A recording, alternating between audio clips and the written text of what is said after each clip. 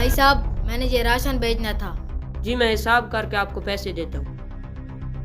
یہ تو امام مسجد ہے، ان کو یہ راشن تو فات بھائی نے دیا تھا، یہ پھر بیچ کیوں رہا ہے؟ ابھی جا کے بتاتا ہوں۔ امام صاحب پر تو لوگ اعتماد کرنے پر یہ عجیب حرکتیں کر رہا ہے۔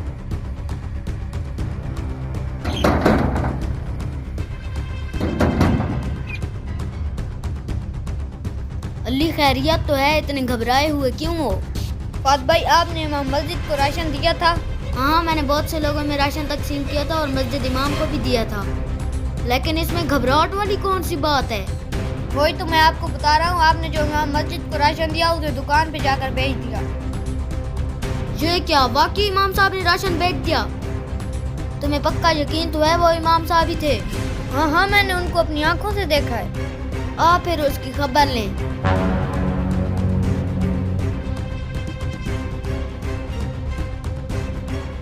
اس دور میں کسی کا احساس ہی نہیں کرنا چاہیے، لوگ اس کا غلط فائدہ اٹھاتے ہیں۔ اللہ اکبر، سمع اللہ لمن حمیدہ۔ علی جماعت ہو رہی ہے، پہلے نماز پڑھ لیتے ہیں پھر بات کریں گے۔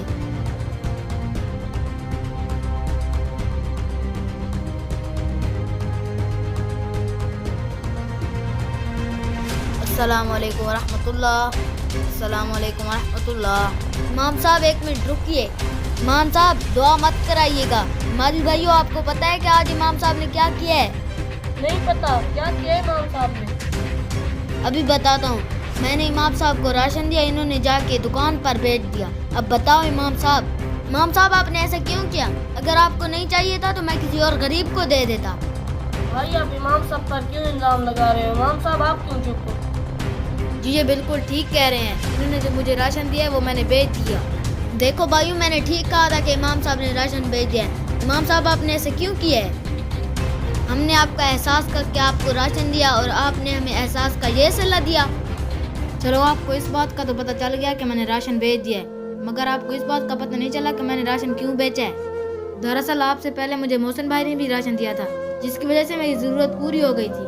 پھر آپ نے بھی راشن دے دیا تھا۔ میرے بھائی ہمارے گھر بجلی کا بل بہت زیادہ آ گیا تھا جو مجھ سے پورا نہیں ہو رہا تھا، اس لیے آپ نے جو مجھے راشن دیا تھا وہ اب میری مرضی تھی کہ میں اسے بیچوں یا کھاؤں، اس لیے وہ راشن میں نے بیچ کر بجلی کا بل ادا کر دیا۔ آپ نے میری تنخواہ 8,000 رکھی ہوئی ہے اور بجلی کا بل 10,000 آیا تھا۔ اب بتاؤ آپ میں اس تنخواہ سے کیسے بل ادا کرتا؟ میرے بھائی مسجد امام ہو یا کوئی غریب آدمی ہو، پہلے آپ اسے پوچھ لیں کہ آپ کو راشن کی ضرورت ہے یا پیسوں کی۔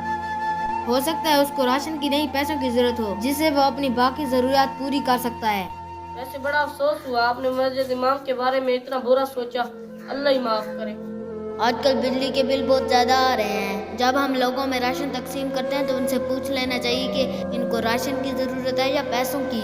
بہتر تو یہ ہے ان کو پیسے دیے جائے تاکہ وہ اپنی ضرورت کے مطابق خرچ کر سکیں۔ امام صاحب سے ایسے لہجے میں بات کرنا بہت برا عمل ہے، امام صاحب کی عزت کرنا بھی ضروری ہے۔ اگر آپ کو ہمارا میسج اچھا لگا ہو تو ویڈیو کو زیادہ سے زیادہ شیئر کیجیے اور ہمارا پیج فالو کیجیے۔ شکریہ۔